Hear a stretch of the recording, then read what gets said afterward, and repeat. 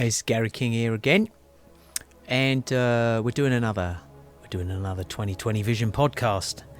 This time I was able to get my brother to come along and talk about his time in the military, his time in the police, his time in the fire department, how his opinions and stuff like that have changed over the last few years, especially.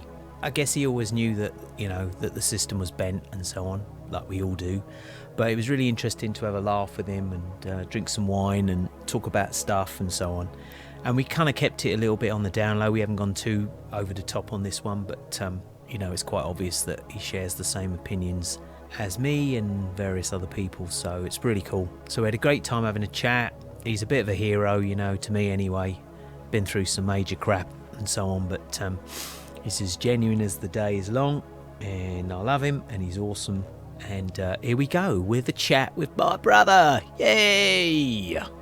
Hey, this is Gary King here, 2020 podcast. I don't know what number this is now, but anyway, we just did a catch up with Sarah a couple of days ago, and I finally managed to get my brother here. How's it going, mate? It's all good, mate. Glass of red wine. Suit you, sir. So we've just been, I've been trying to get him here to do this for quite a while.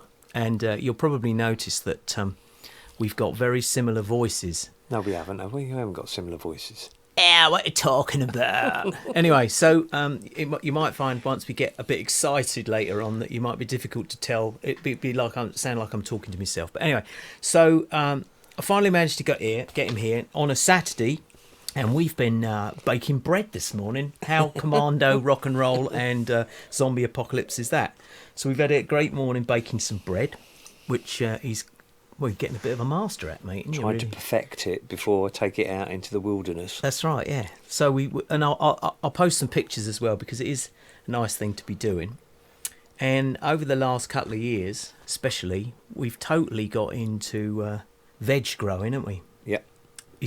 Neil's got some great ideas for all that stuff. It's things that he's researched and so on. So we've been doing a bit of that. Again, which is very, very interesting. It's all part of the getting outdoors, bit of self-sufficiency, just in case they turn the grid off. At least you can get some potatoes and put them in the fire. So anyway, a little bit of a background on my brother, on my bro. Army, police, fire brigade. He's like my boys' book of action heroes, all rolled into one. Except he wasn't a train driver or an astronaut. I never worked as a paramedic. Note the fact, yeah, but in the book of you're either like a cowboy, a train driver, a spaceman, an army guy, or something like that, right? But as we all know, the astronauts don't really exist. But anyway, that's for later on. But anyway, so yeah, he served in police, Germany, Northern Ireland, loads of other places, and then went into the fire brigade, fire department, 4 years, right? Yeah, retained firefighter. Yeah. And then after that, went into the police and became a training officer in the police. And I think it's interesting that over the last couple of years, especially with all the nonsense and everything, you start to see things and understand things a little bit more. Basically like what me and Sarah have talked about with her, her job description and career and so on. But I wanted Neil to sort of tell a little bit of a story about his past and everything, because it's for me it's totally interesting, especially being a musician. It's it's a totally different ball game. But over the last couple of years, because we have been prepping, we've been prepping. I've learned a load of stuff from him that I wouldn't have thought I would have really. I wouldn't say I wasn't interested in it, but it's certainly something that I'm totally interested in now. And we've been out and done our bit in the woods and all this kind of stuff. Got out in the forest and that, done a bit of camping and cooking outdoors and stuff like that. But he's done all this sort of stuff, so I thought it'd be interesting for anyone listening in to this. And I want to before we go into it, I want to give a shout out to the girls, to Sarah and to Fran, and the girls that are all following us on there, because again, it just seems to me that the girls are doing it whilst the guys are just I don't know what they're doing, but it's a bit shameful really, isn't it? Anyway, so let's start off with your entry into the militaire. Oh, it's a very long time ago now. Thinking back on it, I remember wanting to become an army cadet because you started it off. I went in the Army Cadets, You didn't went I? in the Army Cadets, didn't you? And I followed you into the Army Cadets. I remember, Bexhill? In Bexhill, and it's not there anymore. They've knocked it all down, haven't they? They've still got a centre over there, as far as I know. But I went in the Army Cadets and thoroughly enjoyed it. I remember running around the old training camps when you used to go on the annual camp. Yeah. With the old 303 Lee Enfield rifles with bayonets on and stuff like that, and being taught Old school. The old school with the old Second World War webbing before it went into the more modern day military style equipment. And I ended up as a cadet company sergeant major, so obviously worked my way through. At the age of 14, 15? 14 and a half, 15. Yeah. Something like that. Yeah, these were the years. days where people did things where they didn't have to go to uni and get a 50 grand debt before they'd even started, right? Yeah. So, yeah, that was a bit of an insight, and I think it was a follow-on, and it was obviously somebody that was involved in our life at that stage that said I was a total wanker, and the army would never actually accept me, that I went and Proved them wrong. Visited the Army Recruitment Centre. And you remember where that was? Down in Hastings. Where Argus is. Yeah, down to if where Argus is still there. Where the fountain was, just on the right hand side. Yeah. I remember walking through into this, well, it's like you open the door, going into Argus, and there was this corridor, and there's all these military signs, and there's a desk, and there was somebody there, and then you were sort of whisked into this office and greeted by a sergeant from whatever regiment it was then, that asked you a number of questions of why you wanted to join the army, what type of things did you want to see and do, and what educational qualifications did you have, etc, etc, etc. And that was really the initial introduction to taking it from being a cadet into wanting to become a regular soldier. Yeah, take it to the career level. Yeah. So, I mean, when you went, so you got accepted in and so on, and I have to say he was this sort of slightly gangly blonde at the time. 7.5 stone. Yeah. Not that I am now. Guy, right? But not. I wouldn't say not the sort that you would, but it certainly changed you very quickly, didn't it? Yeah, I went. Well, firstly, your hair changed colour. Yeah, it went dark brown. It went dark. That was without dyeing it. But I went from somebody that didn't really know what they were going to do with their life to running 5-10 miles along the Pebble Beach in Hastings. I remember that, with bricks. With a Bergen full of bricks. With bricks strapped to his back. Pebble Beach. Just to get fit. Because you were told you've got to be fit when you get in. You've got to do this and you've got to do that and you've got to be disciplined. And it was a total different enlightenment from leaving school, and we all know what education is about, to learning a new pathway in my life. So I went in as what was called a junior leader. I remember I went in on August the 18th. I even remember the date. I can't remember the year. Can't remember whether it was 82 or 83, but I can't remember. And I went to Shorncliffe in Folkestone, which was the southeast regional, well, as I call them, boy soldiers. Junior leaders. Yeah. And that's where I would say my education into life and what people were really like and what the military was about started. And what about the training stuff? Because we're gonna talk about what we've seen with, I mean, not necessarily the UK training stuff, but certainly what I've pulled up on some of the stuff in the States with what they do with these new recruits now is kind of just like it's just you might as well just send them off to Hawaii on a 2-week vacation. But what was your training? Well, I always remember turning up. I remember Mum bought me a suit, if you can remember that. I got a photograph, or Mum's got a photograph of me stood in the back garden at Nan and Granddad's. Oh, yeah. In like grey slacks and that maroon coloured jacket with some shitty coloured brown shoes or something, totally colour coordinated. And turning up at Shorncliffe, being whisked in, going to Salamanca Company, which was part of the Queen's Division, as it was then. And getting shown the room, and it was all nice, and meeting new people, and being shown you your bed block and where you were, and all those type of things. Introduction to it, like you see in films, and the film that always springs to mind with me is Stripes. Oh yeah, with Bill Murray. Yeah, with Bill Murray, and then it all changes. Yeah, yeah. All of a sudden, very, it's like... very, very rapidly, the reality of what shit you've actually let yourselves into turns up. So, I mean, if you remember the bit in Stripes where they go and have the hairdo, and they all get their head shaved off, don't they? And then one of them has his nice little cut, and he comes out. And he's like, "Whoa, I thought we have to have our head shaved." We were paraded at the barbers, and it didn't matter what length our hair was; it was shaved to a grade 1. Yeah, and that was it. You had no choice. Yeah, and I'm you've not pretty sure much been the same ever since. Yeah, probably mine has. Yeah, that's why you've still got really good hair instead of it all dried and fucked up like mine is. Your civvies were taken away from you, your civilian clothes. Yeah,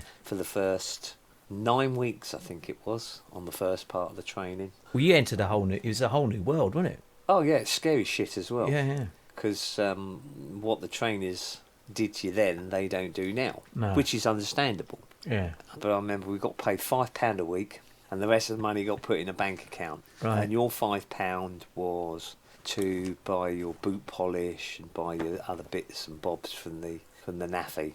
You weren't allowed to the other part of the naffy area or any of the other things. That was it. You were basically confined to your block, apart from when you were doing your parades and doing all the other types of things, and being taught how to get up early in the morning, become a non-human being, become a machine. Really? Yeah. Because they weren't. This is something we'll get onto in a bit, but they weren't training people there. It's like going to an academy, say, for some kind of sport, and then finding out they're actually training you to bake cakes. It's not quite like that, is it? You're being trained to actually do a very severe and dangerous job, really. You're being trained to go into conflict. I won't say war. No.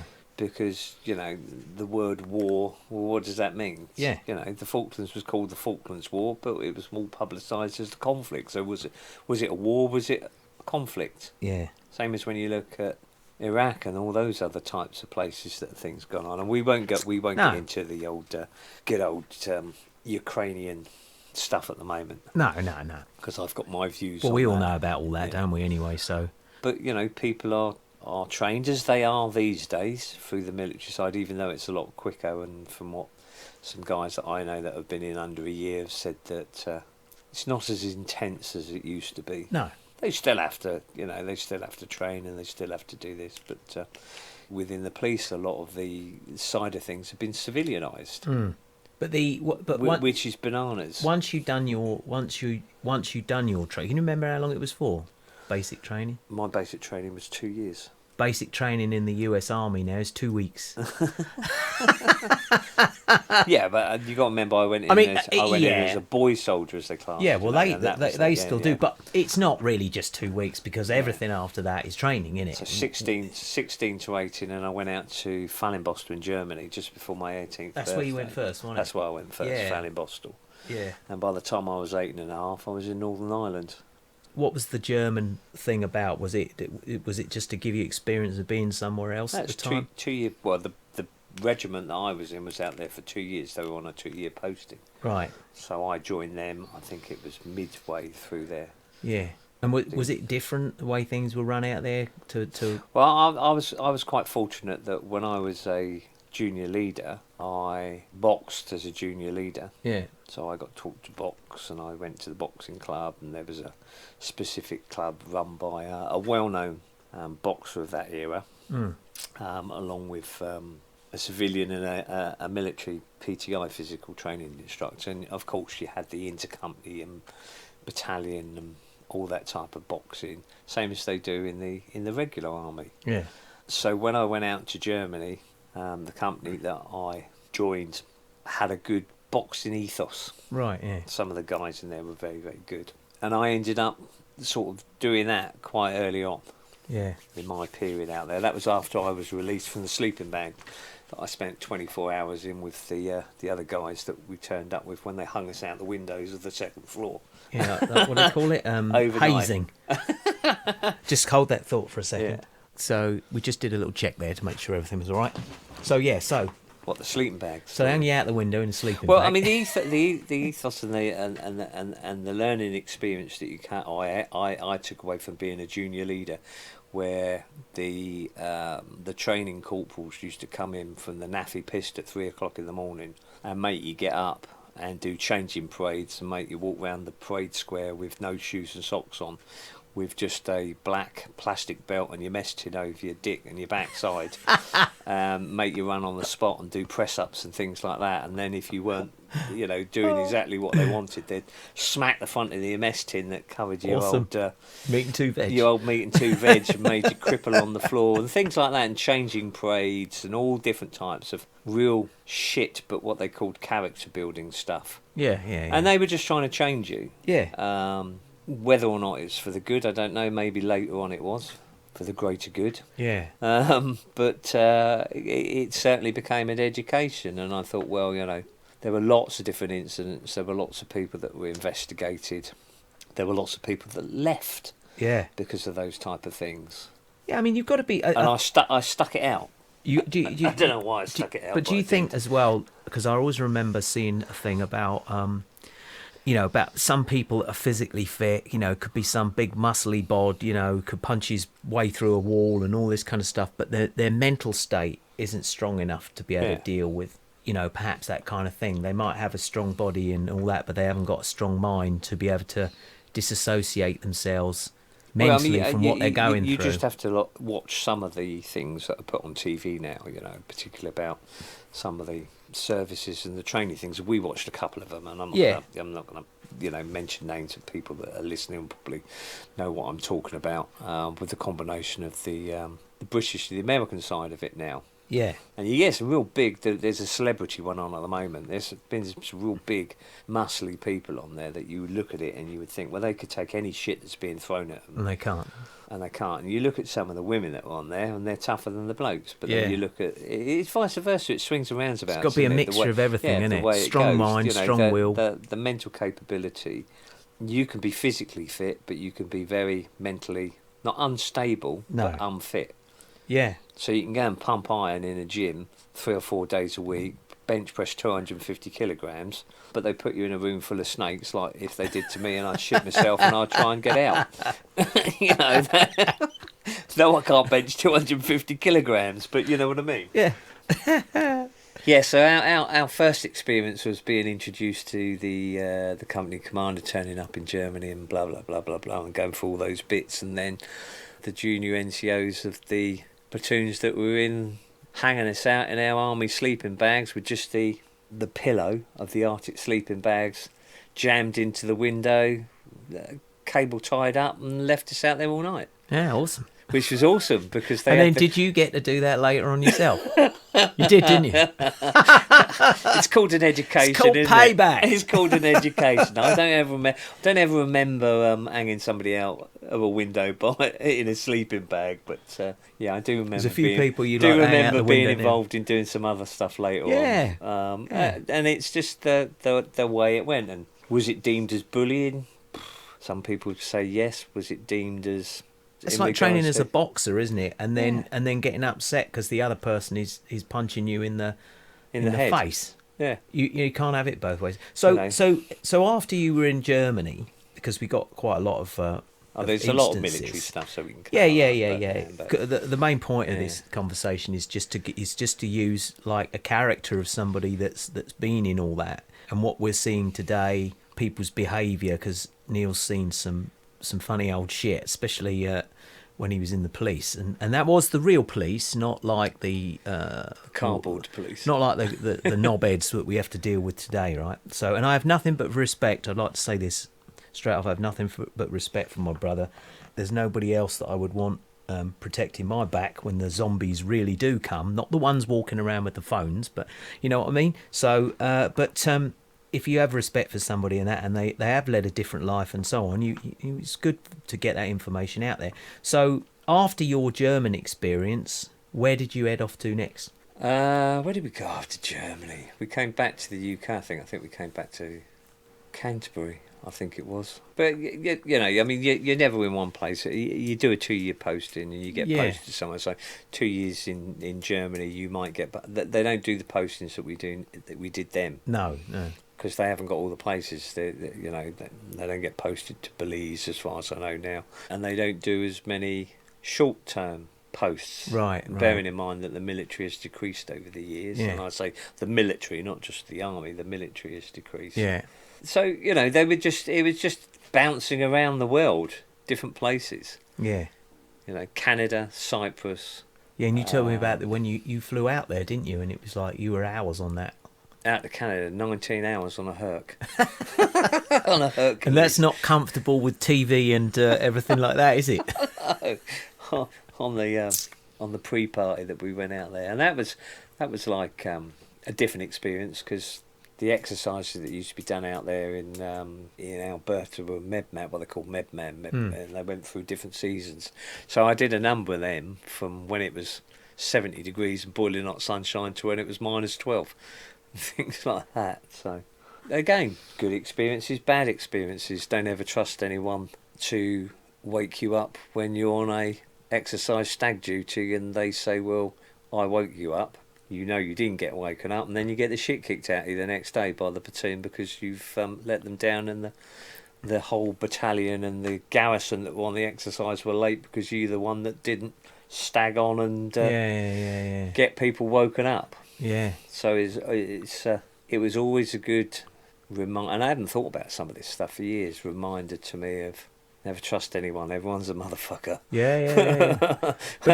And there are always people that will let you down and lie. Yeah, even just to get you in the shit, right? Yeah, exactly. Yeah. But so this guy had been in years and years and years, and I hadn't been in years. But it was fortunate. People took me under the wing. As I said, when I was boxing, I went out when we first went to Germany. Within 3 or 4 weeks, I was in the company boxing team. So I didn't do what all the other people were doing. It was like in and training, and it was. Well, you've always got stuck in, haven't you? It's like everything that he does, whether it's in the garden, because we all live over here in France. Don't want to go to France. We all live over here in France. Anything that you just get stuck into everything. You can't get some bits and pieces together and go, I'll do that tomorrow. You have to start it, don't you? You've always been like that. I'll start and finish it. Yeah, you have to get on and do it. Mrs. hates it when we dug the pond, and it was like, how long is it going to take us? And we did it by hand, and it was 3 days of digging it, and she was knee deep in the stuff. Yeah, but you got stuck in, and that's what you did in all your, I mean, not that the careers are the same, but they all follow the same mentality, don't they? And that's what we were saying, is why so many people, especially today, fail. It was a natural progression for me from 12 years old, all the way through to when I left the army in 1994 and the police when I got medically retired. 5 years ago. That it was a disciplined, uniformed organisation. There's that safety net. Yeah, right. And that's what it is. Yeah. It's not because I liked being in a uniform. No. It's because there was that safety net there that I was used to from joining the Army Cadets and being marched around that little square car park down in Bexhill opposite the Sea Cadet place. Do you remember that? On the seafront there. Yeah, on the seafront. And that's what it was. Disciplined, organised, and I would say it was controlling. Yeah. And that's what I was used to. Yeah. Not what I wanted, but it's I became very used to, being controlled and structured. Yeah, because you were saying that we were talking. Very unstructured now, sorry. I'm very unstructured you've let your hair down. But we were saying the other day that I was asking him some questions about, because we've got this. We only use the UK as an example because obviously it's pretty much the same everywhere. But why is it that so many people that especially the armed forces, whatever way you want to call it, they come out and they basically their lives just turn to dog shit, don't they? Because not all of them, but a lot of them. And of course, now we've got like me and Neil follow a couple of the guys on their tube that have got these outdoor training places, and they get sponsored, and they're and it's a really good thing. I mean, we've been looking for that here, haven't we? But to see if we can find something like that here. But Neil was saying, and I'll get him to say about it, is that when you join one of these organisations, you're told what to do 24/7, aren't you? Yeah, basically, yeah. And then when you go up through the ranks, you're told what to do by a higher rank, and then you tell other people what to do. Yeah. And if they don't do it, they're in the shit. Yeah. It's as So simple like as that. like when you get up, when you eat, when you take a crap, when you go to bed, what to wear and so on. And then you said, didn't you, when you come out of that, a lot of people suddenly just don't realise that now they got to make those decisions What am I gonna do themselves. now? Exactly. Yeah. Yeah. What am I going to do now? Mm. Now, I was talking to a guy that I know he's joined in the last 12 months, who has probably joined later on in life compared to some of the recruits that joined. You know, they were 18, 19, and I think I think he's 29. Right. So, yeah. he's got 10 years experience in life on him. Yeah. Yeah. And he's been used through training, he was used by the training staff as... He was looked at as the senior person, even though he wasn't in charge of anything. He's not got any rank, and if the guys below him fucked up and didn't do the jobs that they were meant to be doing, cleaning the block and doing all the other types of things, who was the finger pointed at? Yeah. And he was saying it was pointed at him because he was seen as a senior person. Yeah. Yeah. Yeah. You know, and had more life experience, which is a good thing to a degree, but then people start looking up at you and going, well, why aren't you telling us what to do? Obviously the training staff are telling us what should be done and you're not passing it down. So the shit always starts somewhere. Yeah. Yeah. Yeah. And the buck always ends up with somebody. And shit generally rolls downhill. And it always used to end up rolling down into my lap. With everything, in the police as well. The amount of times I was pulled in for saying things that I shouldn't have said. Yeah. Exactly. In training, but you take those experiences, you know. Yeah. You take those experiences into it. So, you know, you did your stints, and I always remember, like, I was living in St Leonard's, in a house in St Leonard's, and the phone used to ring periodically. I'd pick up the phone, and I could hear this voice. It's me.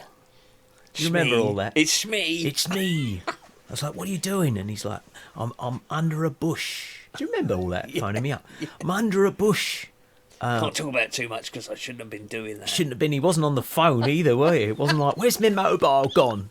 Where's me iPhone? He was like, he's like, yeah, it's pouring with rain. I've been here for like 12 hours watching this road, you know. And I was like, I used to think that was so cool, you know. And then you go, I've got to go, bing, and that was it, right? I think we should have a pause and have a little top up. Yeah, we're just gonna have a pause here and go and top up our glasses because we got some, as Dom calls Chris and Sarah's adopted this, some French mouthwash. So we're back. We've just been and charged our glasses. Let's do a cheers here for the. We had a little listen back, didn't we? Yeah, we just a little listen back. both sound the same. Sound the same, yeah. It's like it's the same same person. It's that bit from Hot Fuzz, isn't it? As you were just saying, it's that bit from Hot Fuzz. So anyway, his sister, same person. Yeah, and his mother. So anyway, he's out in Ireland, and you just said that whilst we were charging our glasses, 4 years you were out there, right? Well, did 4 years basically with the 2 year tour, just under 4 years, and then the 6 month tours. And again, like I said, it's like you get posted to the mainland, and then you get sent there for 6 months, doing one thing or another. And you, and obviously Germany, and that was a little bit different. But when you were out in Ireland, that was a place where you could have literally had your head blown off, right? Yeah. When the regiment that I was in disbanded, when we amalgamated, which happened to a lot of regiments, I got sent to a different regiment in a company where we went out with the Duke of Edinburgh's regiment. It was their posting, and our company we were like the Buckshee people when they put the battalions and the regiments together. So we did a tour with them, and they lost a few people while we were out there in the 6 months that were there. And I know, I've known people that have lost their lives out in Northern Ireland and been blown up. Been fortunate that never really been involved in too much directly, but been very close. Was in Besbrook when it got mortared. Yeah, but you should keep going the come on, just trying to think of the things, but explosives placed in culverts underneath the housing estate where we lived. Yeah. But you'd already, I and think those you, type of things. even if you hadn't known it yourself, you'd already sort of, your mind was already in that position, wasn't it? I suppose it's like, say, even for argument's sake, like a Formula One racing driver knows that one slip up and that could be it, the end of it, right? Yeah. Do you think that a lot of people, when they go into these particular kind of jobs, do you think that that's something that goes through their head, or do you think a lot of the time, especially because you trained such a lot of people, that their mentality was, yeah, well, never happened to me, will it? Or do you think a lot of people really did think, well, I am going into risky territory? Well, I think society has changed in regards to the people that join the military. That's all of the services. Yeah. The emergency services. Yeah. Teaching. Yeah. Anything involved in passing on information to another person. Educational values and the mentality of people in 1982 is completely different to that of people in 2002 and 2022. Yeah.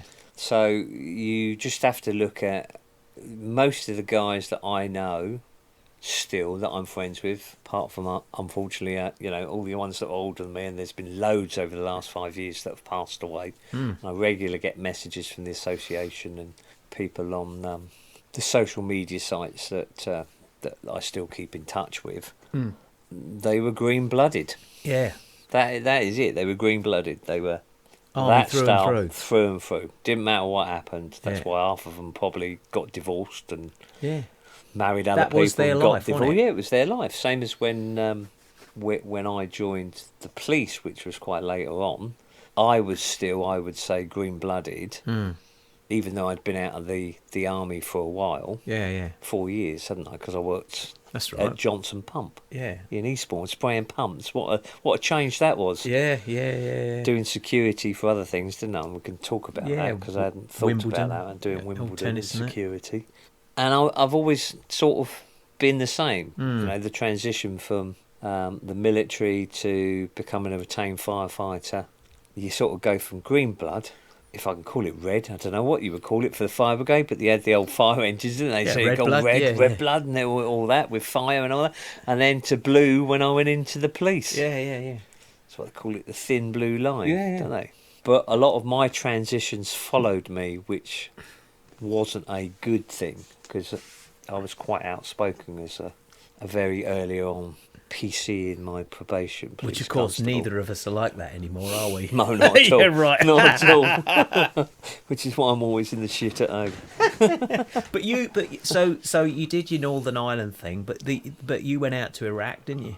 Well, not as in frontline. No. As in dug in trenches in Cyprus, because we were in Cyprus and flying out and taking bits and bobs. So you get the old medal. There's guys that I served with in my regiment that then ended up going out there later on. I volunteered to go out as part of a signals detachment, but that was turned down. So we were in the proximity of being hit by long-range Scud missiles. Can't be a good scud. Yeah, those type of things. But I mean, they're just the other side of things. Yeah, but and then I remember you telling me about when you went to the Falklands, and I still got some pictures that you sent me, which I'll see if I can scan and put them up on there because they're quite brilliant of them in this muddy old hole jumping on out with Onion Range.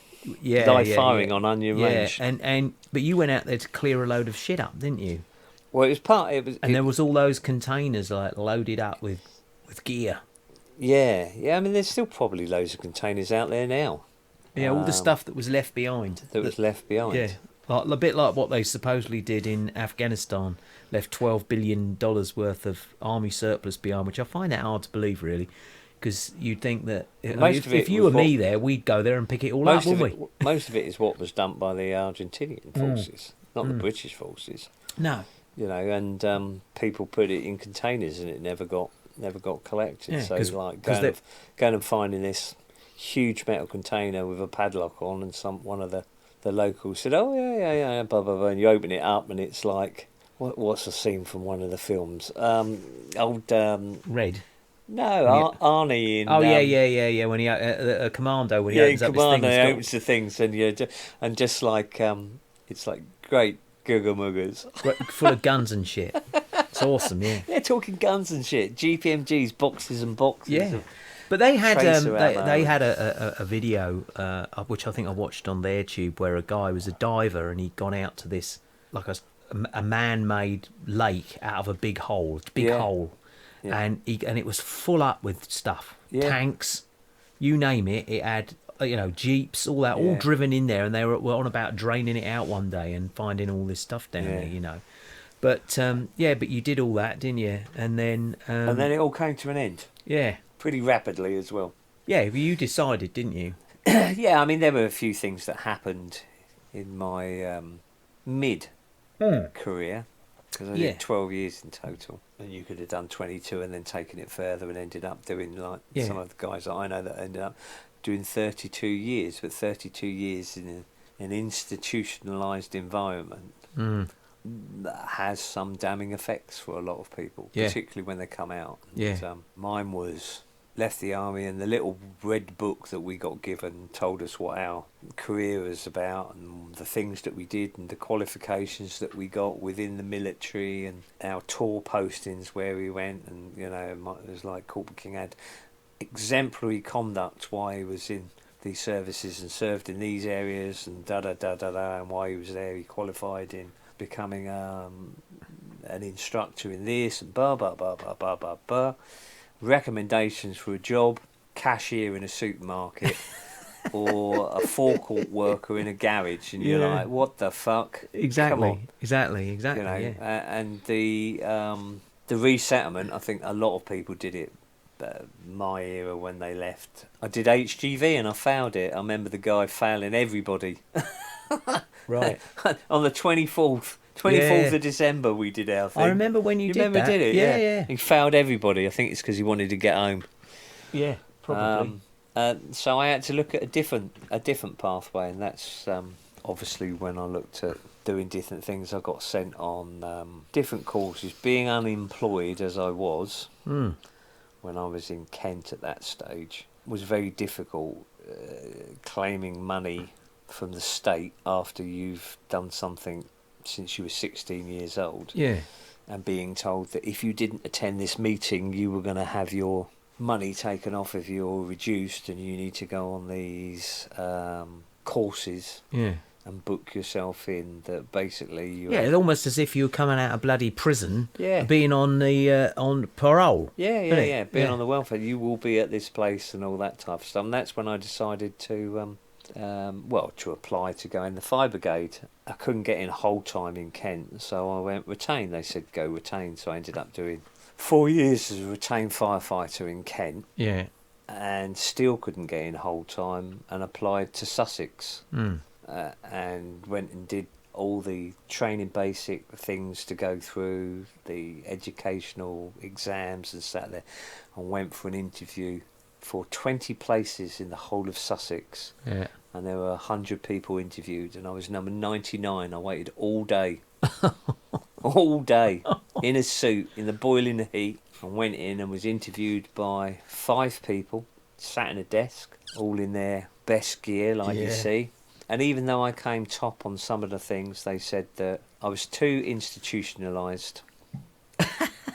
I wouldn't be able to be moulded, and they turned me down. Yeah. And here in France, the pompiers, as they call them, got these shiny silver helmets. Anybody can join the fire brigade. Anybody. Because Yeah. they don't get, especially out in the rurals, they don't get paid. Yeah. It's all volunteer work. So anybody, me and him now, knocking on just past 37 years old. 55 coming on 21. We could go down and we could apply and no real fitness required. No. It's a different. But you saw a few things in that, didn't you? So a few things to make your hair curl. Yes. Yeah. A few impaled bodies through car crashes and burnt bodies in buildings and forest fires and drowned people and those type of things that you decide that when you get a better bottle of beer, it's not going to cut it.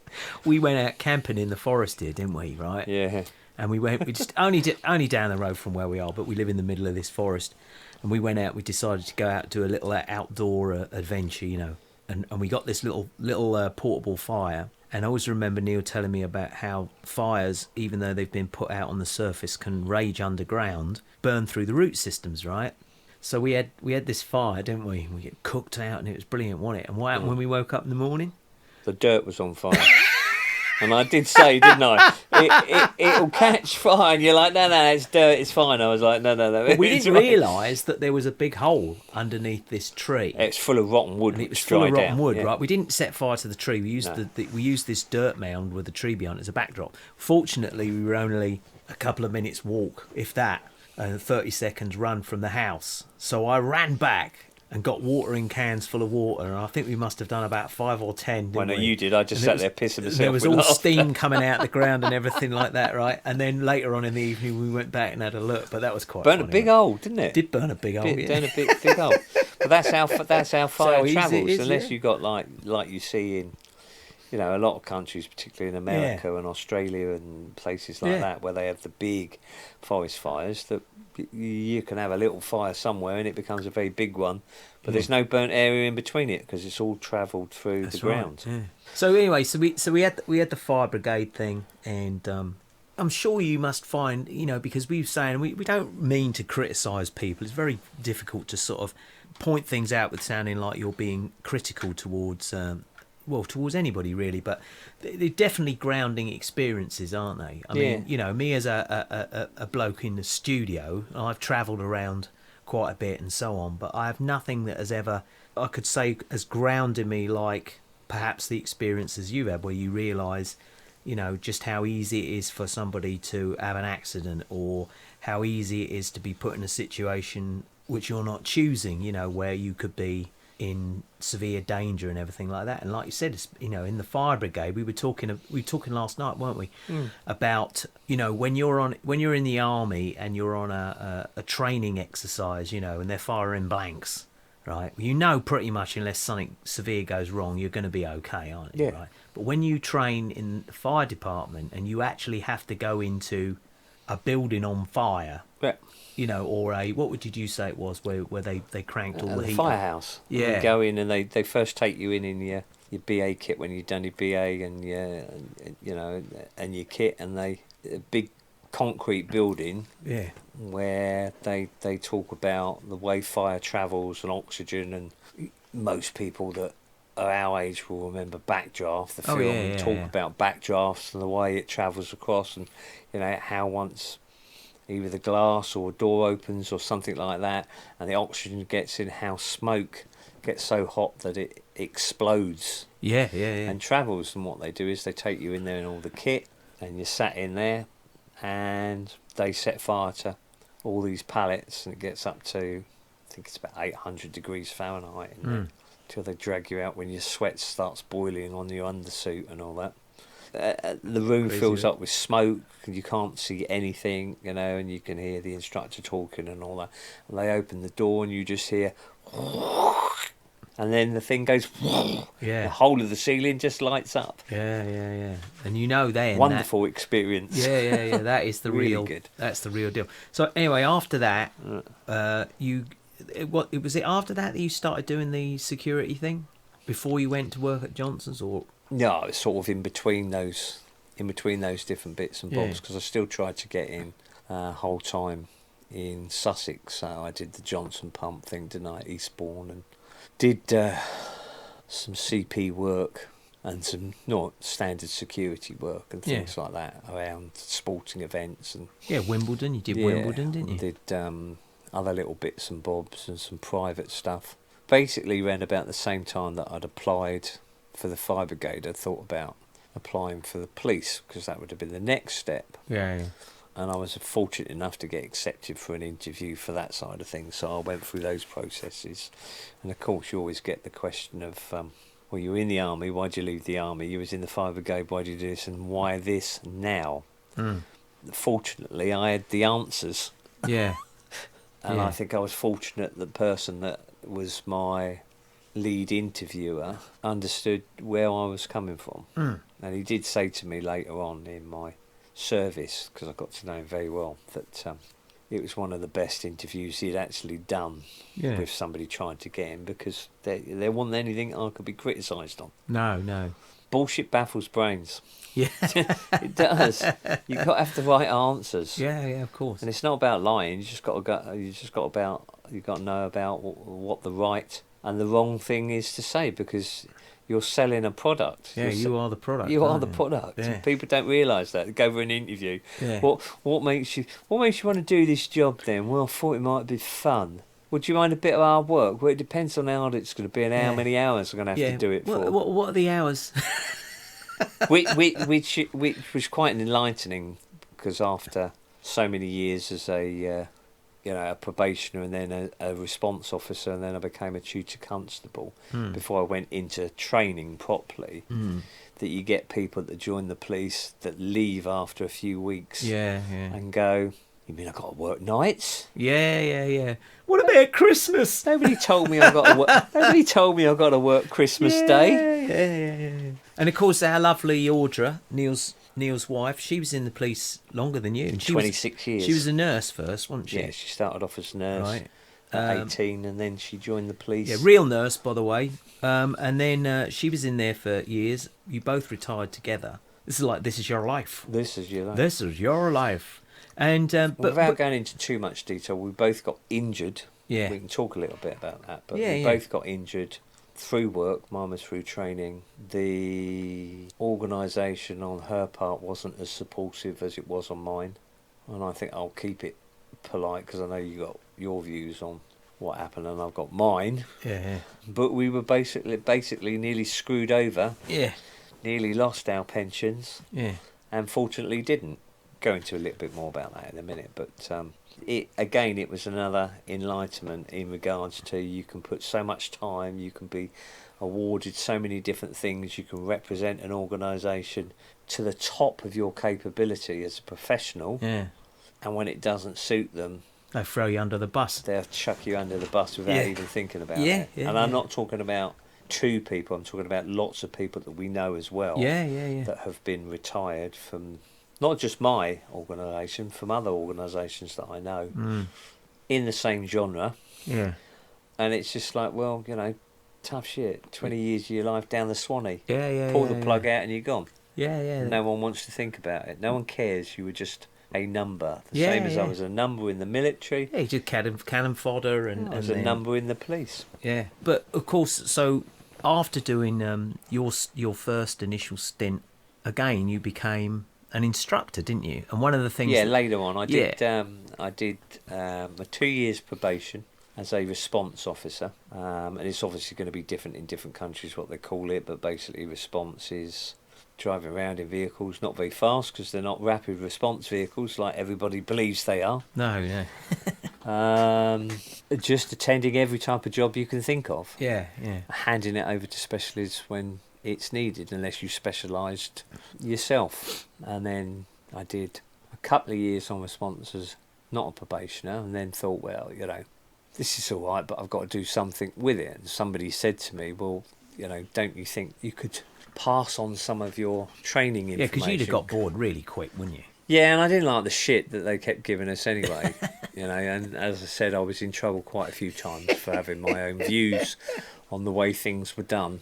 And I had more than one invitation to the inspector's office to be told that I needed to wind my neck in. If anybody's seen the movie Hot Fuzz, right, which I highly recommend, with Simon Pegg, basically that's Neil. And It's on angle. Yeah, it's on an angle. Oh, you like it down here, don't we? I've been round the station a few But times. everyone's going to miss me. No, they're not. Yes, they are. And they all like that go, woo. Yeah, so I went into tutoring. Tutor constable. Did my tutor constable's course, which was a good course. One thing I will say with the UK police, from my experiences through the different police forces that I've worked with, is I think that their training at the period that I was in and a few years later on, well, come on, the bit I'm coming on to in a bit, is second to none.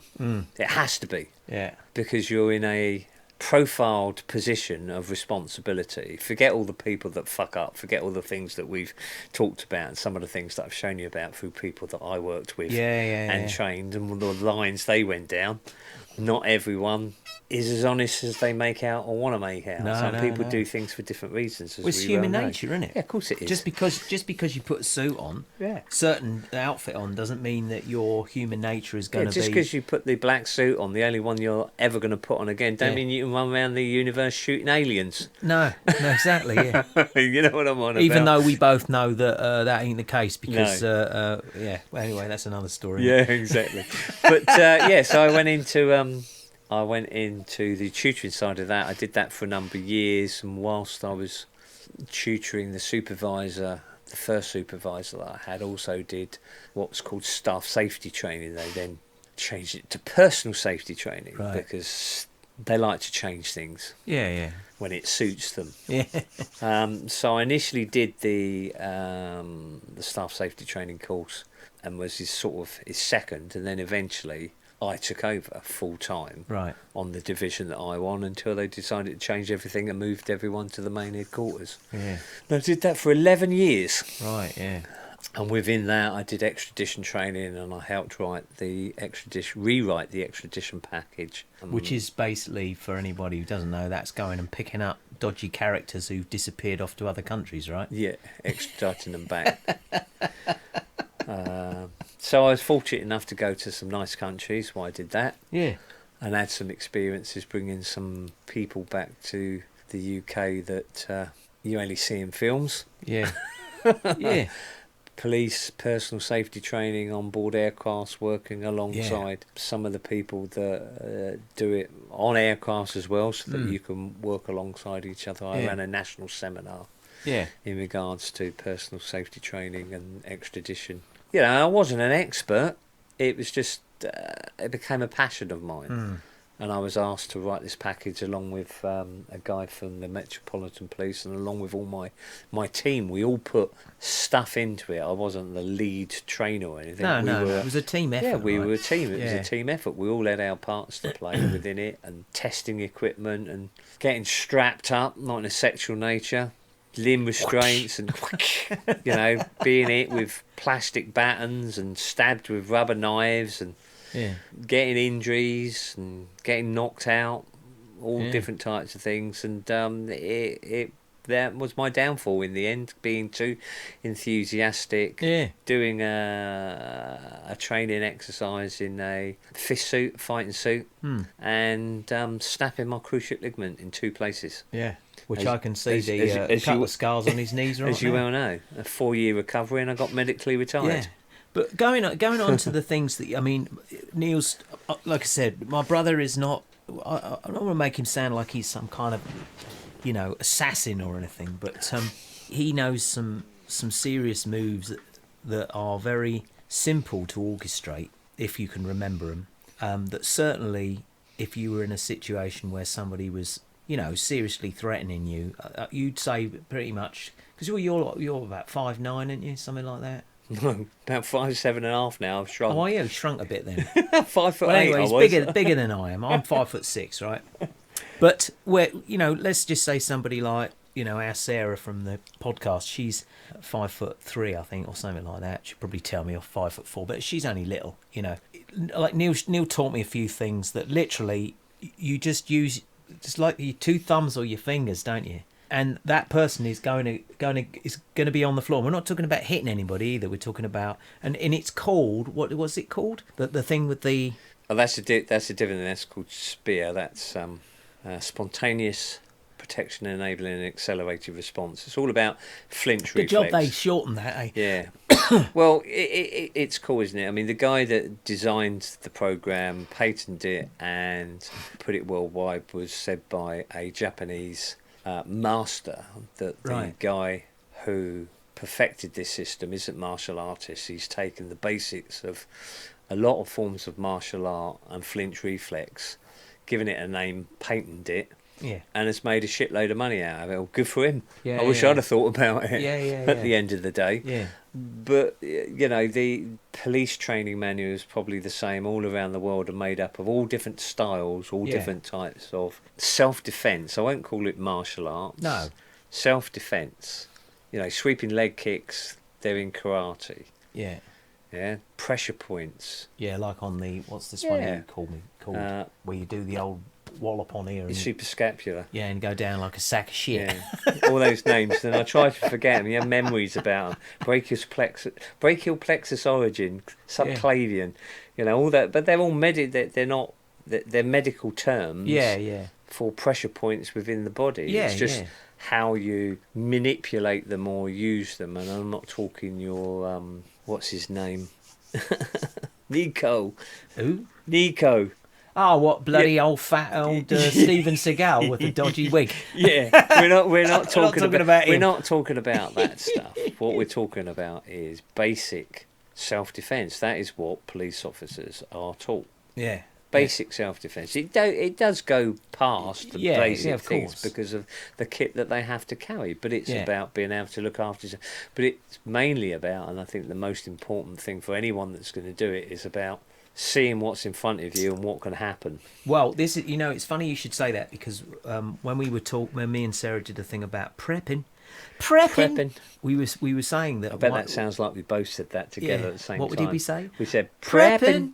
That the most important thing in your own EDC or everyday carry or survival, and this could be just anything from walking down the road to the shops, is being aware of what is in front of you, isn't it? Being, as I used to call it, streetwise, which is what you just hit on. And that if you're always, it doesn't mean you got to walk around like like a lunatic that's expecting something to happen all the time, But, like you said, is that you taught how to understand your surroundings, didn't you? It's like, I ain't going down there. It's being about visually aware. If you're chasing we'll use the police, not my fault, but just use the analogy of the police. Yeah. Or a security guard. Yeah. Or somebody guarding a building site or something like that. Somebody at a hospital. Why do hospitals, and I'm sure they do in America and other countries, wear body armour and stuff like, and the old body cams, that they have done for many years, worn stab-proof vests and body cams.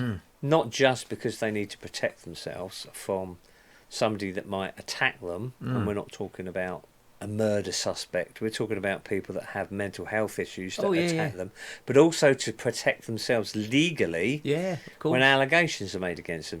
That is why they say police officers carry body cams to catch people out. Well, no, they carry body cams or so as vehicle not to get accused cams, of something to hopefully catch an offence taking place on a video which has got lots and lots of people off. But also if there are false allegations made against them.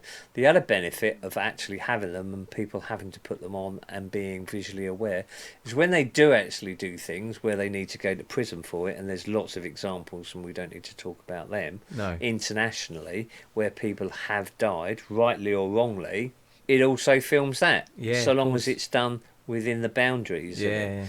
But you chase somebody down a dark alley at 3 o'clock in the morning. There's on your own, and you've called for your backup, and the controller hasn't heard you. And you've got one silly little torch issued by your department, and you didn't change the batteries, and all of a sudden you've now got 2 people coming at you. Your torch has gone out. It's pitch black. You can't spray anyone because you can't see what's going on. You take your baton out, and you jumped on. And that can happen. That's again that can happen to anybody. Well, walking home from a nightclub. Walking out exactly. And that's what I mean. It's about the importance of being streetwise and not. We keep using the term, and I know Neil does as well. Is that wise warrior avoids the battle. You don't want to be the first person out the trench or the first person through the portcullis, with all the archers standing there ready to perforate you with 1,000 arrows. My analogy, which got me into trouble more than once, you only attack when you have to attack. And if you're going to attack, you have to be the first person that does that attack. You don't wait for them. But again, it was interesting going into some of the things. I mean, I remember I'd come back from the States on a visit, and you just won that award for dragging that woman again out of the sea, wasn't it? She'd done it a couple of times, hadn't she? But Neil... but it was only my first and last occasion of he dived into an icy, dirty English channel. 19th of November. and dragged this woman out of the sea who'd thrown herself in about 3 times. Slit her wrists. She wasn't doing very well at the job, you know. But and then not long after that, and again, there's been so many stories that he's told me over the years, which are just hilarious. A lot of them, you know. I mean, we can't go into too much detail here, but basically, he just like me in the music industry. We end up working with a bunch of twats, don't we? Right? You know, it's the same thing, right? People are just people, aren't they? Yeah, of course people they are people. You know, people take the opportunity. You know, work with some really nice people that I've shown you some stuff today, and you know, for legal reasons, I wouldn't discuss names and talk about it on here, but you just have to look at, you know, we know those type of offences, and we're talking about sexual offences and people just being total dickheads, sending pictures of their testicles to a victim of crime. Yeah, we're not talking about the public. We're talking about actually people who were supposed to hunt those kind of people down, right? Yeah. You know. But you had I remember you telling me about you was doing a training course, and there was the group of people, and there was one of these. Somebody you'd left and then came back to work. Yes. And you'd said something about a bunch of women, hadn't you? Yeah. As an example to a. I talked about an incident which I got investigated for a year. 6 months sneaky beakies of our professional standards. What do they call it in America? Internal affairs. Oh yeah. We're being investigated by internal affairs. Professional standards. 6 months. Yeah. And was found not guilty of any offence. Yeah. And then 6 months by the uniformed side. Yeah. Who didn't know that the sneaky beaky side had been investigating for 6 months and had quashed it and said there was no evidence of any offence. And it was reopened, and they investigated me, and in the end it was nearly a year on that they both did an investigation and said, well, we should have known about this. And I got told, well, I said the wrong thing, but I didn't actually say the wrong thing, because we were given information that came from a northern force. Yeah. In regards to a certain ethnicity of females. Yeah. From Eastern European. Yeah. And I think if my memory is correct, touching themselves. You referred to them as Eastern European. Yeah. Which is what they were, right? Well, the report said Eastern European females. This came from Interpol. Yeah. And the police force where it had been happening, and females touching their genitalia prior to going out and shoplifting, so that they had residue of themselves on their hands, and then when they were arrested by primarily male officers, touching the male officers, and then accused them of sexually assaulting them in a car. Right. So this report came through. We were authorised to put that out as part of one of the training packages, and I don't know how many times I'd said Eastern European females and blah blah blah blah blah. And we had a course with a lovely young lady that is now a regular officer, that spoke about 12 languages. Yeah. And she was Eastern European. Was part of the package, and I came up with the information and da da da da da da da. You know, you can see where it's all going. Yeah. And it was like, why is it Eastern European? And my answer to that was, because it was. That's the way the information came You come from China, I come from Germany. I don't know exactly where they came through, but the circular, the national circular that was put out said Eastern European. She accepted it. I said, I'll have a look and see what more information, try and refine the circular and everything. And one of my team made a complaint about me. That's how I got investigated. Said you were racist. I was racist. I'm sorry to disappoint racist. any of you out there that being from an Eastern European part of Europe does not class you as race. Right, that has nothing to do with race. Right, but there you go. Look how easy that is again for somebody to say. I had to go into. It's fucking insane, isn't it? Well, I had to have mediation, which I refused for 4 months until I got told by Chief Inspector that I would be disciplined if I didn't have it. I had to apologise, he had to apologise, we shook hands and we never had a problem again. But I said if he'd have come and asked me in the first place, I'd have told him. But they had to find this circular because it was a couple of years previous. The whole thing was the guy had been a serving police officer himself up until he'd retired and then come back as a civilian investigator. And he had the ump, didn't he? 30 years, he had the ump, basically.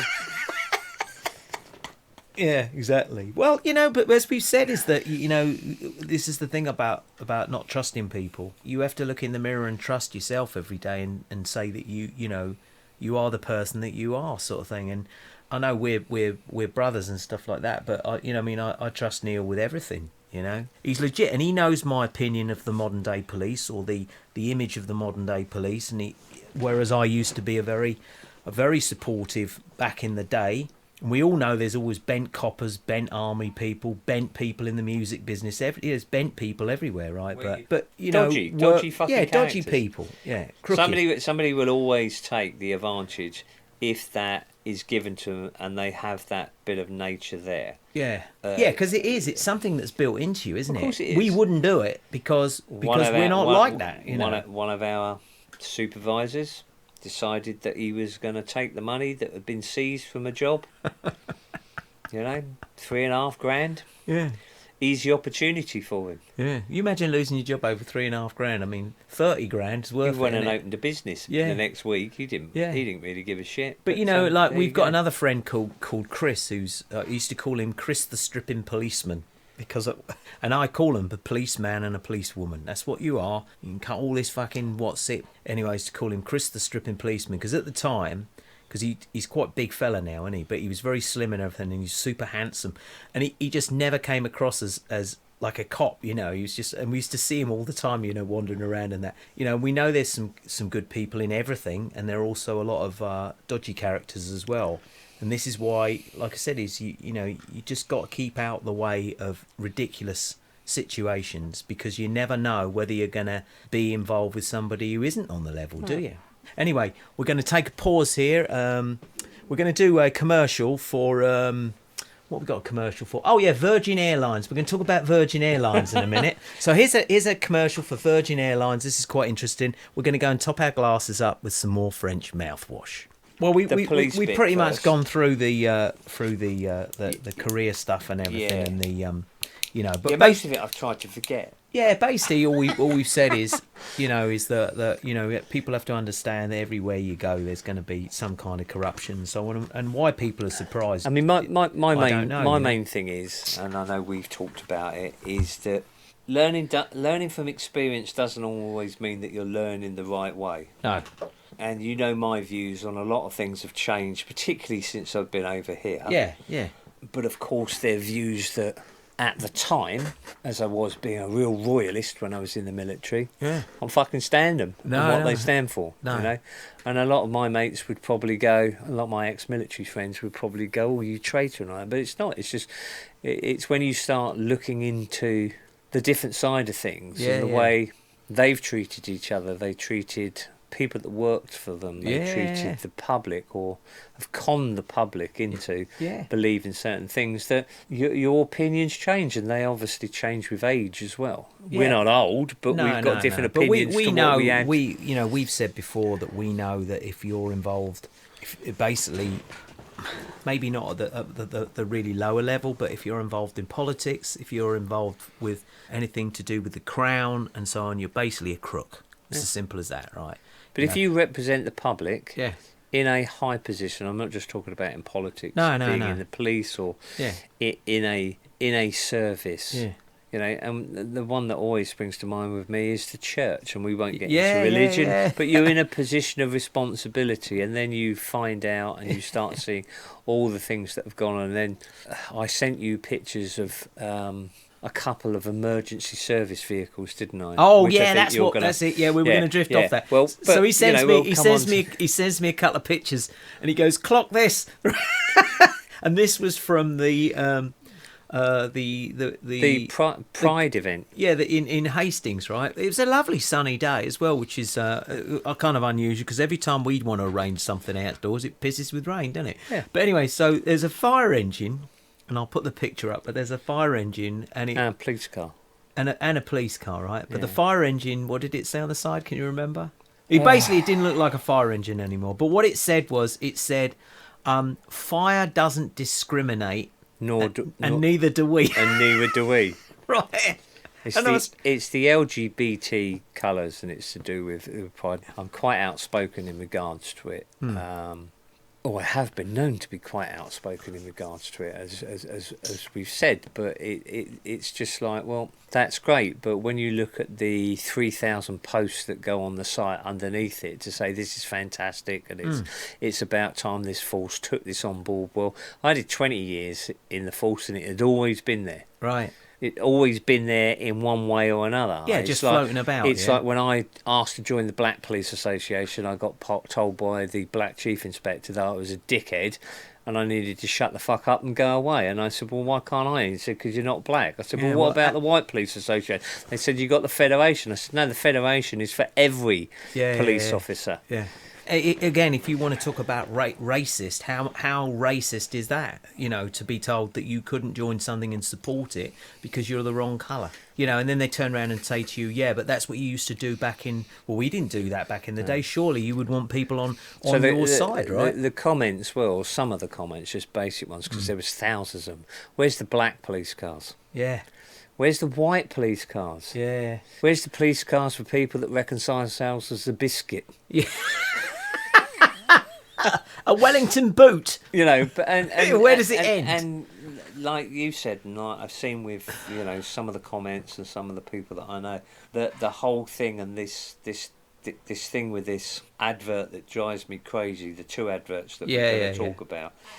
But don't keep shoving it in my face and don't tell me it's the right way of thinking. Yeah, that you've got to go along with it. That you've got to go along with it, and this is their whole new view on it. And that video that showed you that guy talking about it that travels all over the world, just basically said it all, didn't it? In regards to the hypocrisy. This is what we were saying, is that again, me and Sarah and Fran and that we talked about this so much recently. That this part of this agenda, this massive agenda that's been in play for years and really is now starting to take its shape, is that it's not just about controlling people and so on. It's about changing society, and it's also about, as I've said, in my opinion, I know Neil's the same, as is our mum and Audrey and everything, but it's not to change society for the better, because all it does is turns people against each other all the time, which normal people just don't do that. They don't. I've, through music and that, I've got friends and associates, musicians and that are from every background imaginable, and if they're good fun to be around and they do a great job, and I don't care where they're from, but it is all this turning people against each other all the time, and that is what they've always said, is divide and conquer. And like Sarah said when we spoke the other day, that's why you have in one city two football teams, the Blues and the Reds. You got Manchester United and Manchester City, and neither the fans, they're not going to support each other, and yet it's a city team, right? And so on. One of the things I wanted to talk to Neil about, because he is brilliant with all this crap, is the movies. Oh, the movies. We're going to jump back to the older. Oh, sorry. Well, do the. But that's all part of the thing. I wanted to talk about before we get into the Virgin ads and stuff like that, because it's all an individual thing. But Neil's always been a bit of a he's a big Star Wars buff, and he's looked into the Mandela effect. The Mandela effect. He's looked into the old Mandela effect. Obviously, like with the C-3PO with the silver half leg and all that kind of stuff and so on. But you were a big Star Wars fan, weren't you? Yeah. In fact, you used to collect loads of that stuff. And all mine have always been gold. Yeah, exactly. Apart from the one where you got a red arm. Yeah. But I've talked to guys that I know. Yeah. Couple of guys in America and couple of guys in the UK that are Major. Mandela. There you go.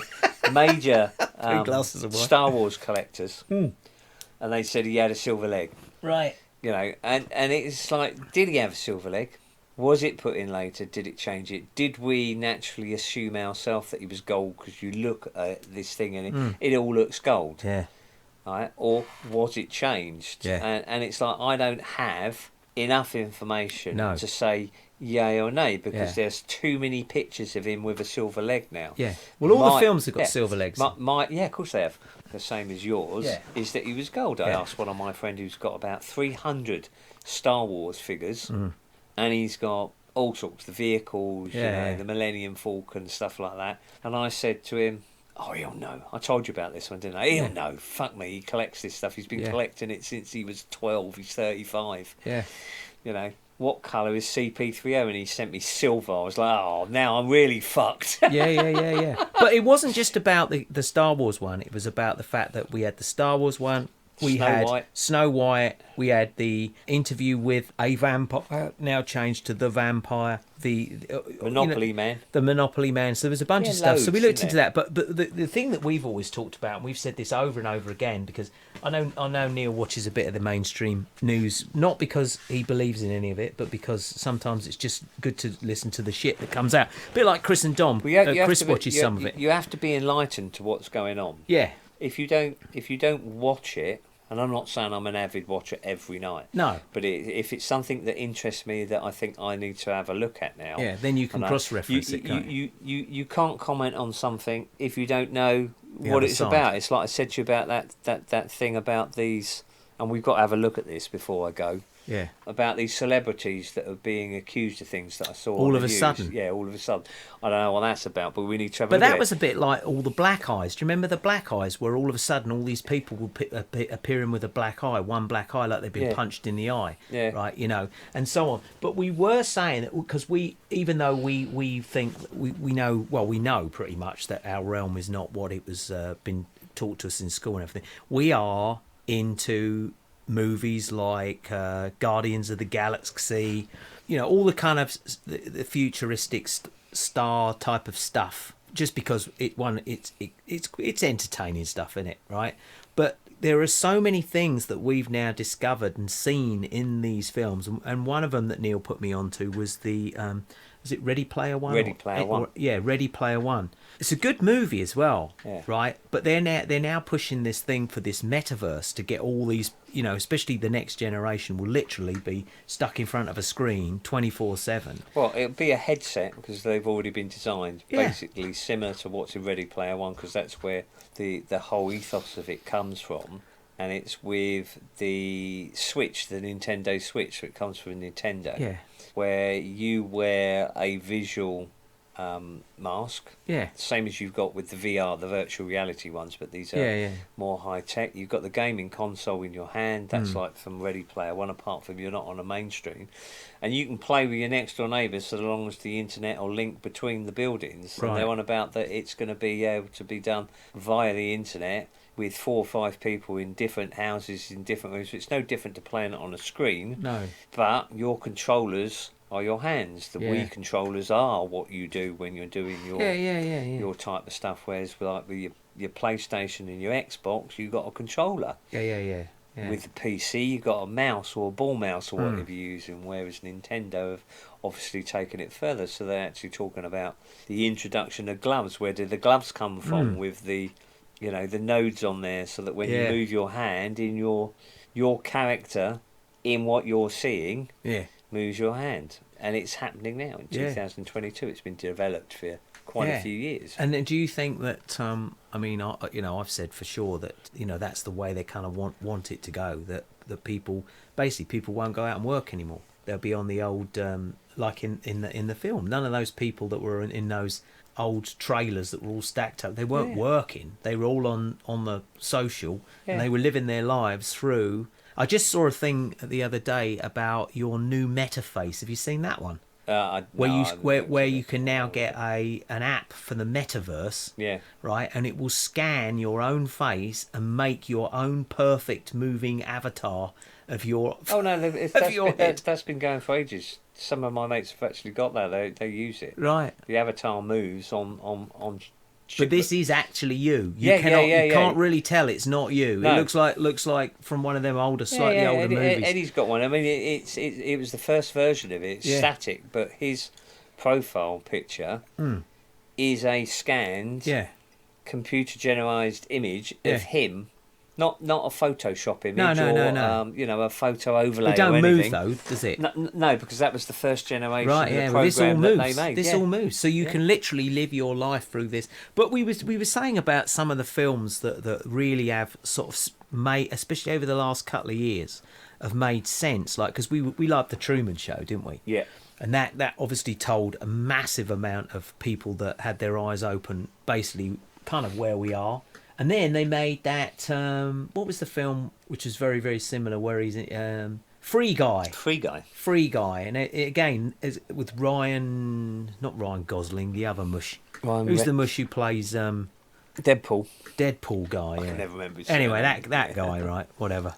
But, you know, he's again in a simulation, but he's actually a computer-generated avatar that gets up every morning and doesn't realise that he's actually in a computer simulation. And we've talked many times about how the fact that because we've seen some weird shit, haven't we, over the last couple of years? Yeah. You've seen some weird stuff, strange things that have happened, which you don't, you know, and Sarah calls them cosmic winks, you know. The thing I told you about where my rubber wristband fell off and the crates fell over the other day, even though it's an impossibility for the crates to fall over. There's no way. They're cosmic winks, things that we see. Weird moons and stuff we've seen, haven't we? Weird fake moons and so on. But the films really do tell you there's a lot of truths in these films, isn't there? If your eyes are open. They're giving you some... They're even giving you information that is potentially possible. This is my view. They're giving you information which is potentially possible. You just have to look at the exoskeleton suits out of films that have been made, and then you can look at what the American military have got, where the guys can lift 350 kilograms just with one things, and you know they're big, cumbersome things. Yeah. But somebody's designed that. Somebody's looked at it for a specific reason, and then someone's gone, well, actually, that's a really good idea. Could we design that and build it? Can we take it from that design of a film? Or someone from the film said, we know they've actually got that, but we'll make it look better because it's CGI'd. Yeah. But the principle's there. Yeah. The principle is there every single time in what they're doing with those type of things, and training and plasma cannons and all the military stuff which is now being tested around the world by different countries. And well, you know, if they're talking about it, they've already got it. Oh yeah, of course it's they have. already been done. You know, and that's what films are either giving you those little snippets of information so that people that are interested, like me, because I'm a bit of boffin in regards to those things, and look at long distance plasma cannons which are fired off of a battleship, and America created one that fires up to 1,000 kilometres, but financially they ran out of the $20 million budget or whatever it was. It's not being progressed at the moment. Well, it's not being progressed because they've probably manufactured it, made it work, and there's no missile or anything comes out of it. It's a sonic boom. You've seen that one. Well, we've seen it when they use that thing to knock all those people over. Yeah, right. Yeah, which is exactly. part of that whole thing when you look into the cities that were all supposedly burned up, and the you know, the whole thing where everything looks exactly the same and yet there's nothing left standing. You know, they used something like that even back then. This is like a recurring technology that is found and rebuilt on and so on. But people with their eyes that are open, or open to the possibility of that actually being a real thing, not just a film. Yeah. Like we talked about the Vegas film, didn't we, today? Oh, yeah. We put a link on it on one of the other videos when we were talking about when they say, you know, this looks real. And then you go, really? And then you go over to not an enormous budgeted movie, but and it is a good movie. I watched it a couple of times. I think it's really cool. Is Army of the Dead, where they're in Vegas with the zombies, right? And not one scene. I think maybe there was maybe a couple, but literally every scene is shot on green screen. Yeah. And CGI'd. All CGI'd, right? Looks, and the helicopter pilot in it. The person that played the pilot shot some of the scenes in New York whilst they were in California, and then they just blended them together, and there's no way you can tell that they weren't there. Yeah, but people look at them and they go, oh, it's brilliant, it's never going to happen. Yeah.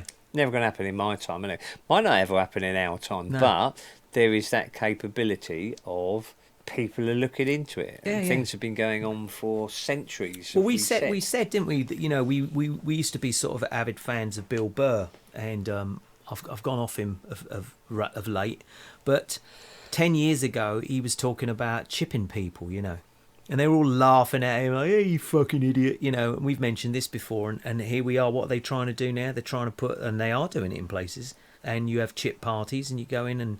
I mean, we're not talking about fish and chips here, and they're putting electronic devices in people's hands and stuff like that.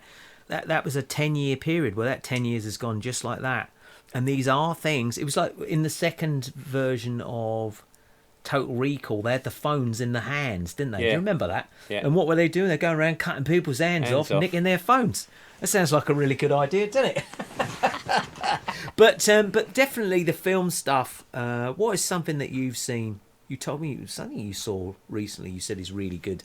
Some film, maybe not. I've watched loads. We watch loads, but we are we sort of film buffs, and we do get quite a bit of information out of them because there's so many things in there that you can see, and you can say, yeah, I could see him doing that. Yeah. I could see why they would do that. You just have to look at how things have progressed in regards to how you control your house, your heating, Yeah. your, you know, and there are benefits for it. You know, if you're a disabled person in a wheelchair Yeah. with limited capability and using your hands, and everything's programmed into Your a chair or system something. or into a chair, and you've still got the use of one hand, and you have to press a button, turn the dishwasher on and stuff like that. That's fine, but who fills the dishwasher up in the first place? You know, yeah.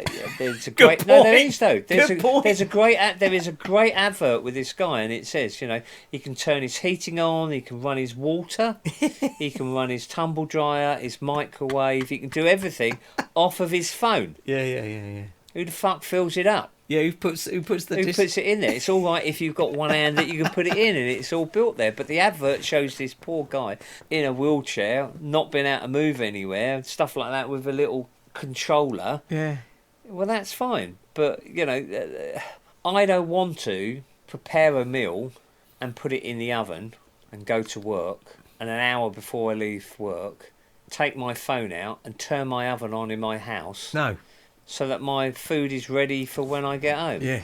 I want to cook it when I get home. Yeah, That's yeah. just my view. Yeah, I don't we're want the to same, turn aren't the we? heating on. No. I don't want to walk into a room and go, lights on, and the lights come on. No. Yeah, or go Yeah. clap The and the clapper. light comes on. Yeah. Yeah, and all that type of stuff. That's great for people that want to be able to do that. I mean, that's my choice is actually, Yeah. I was given legs for a reason to walk. I was Yeah. given hands for a reason, not just to masturbate.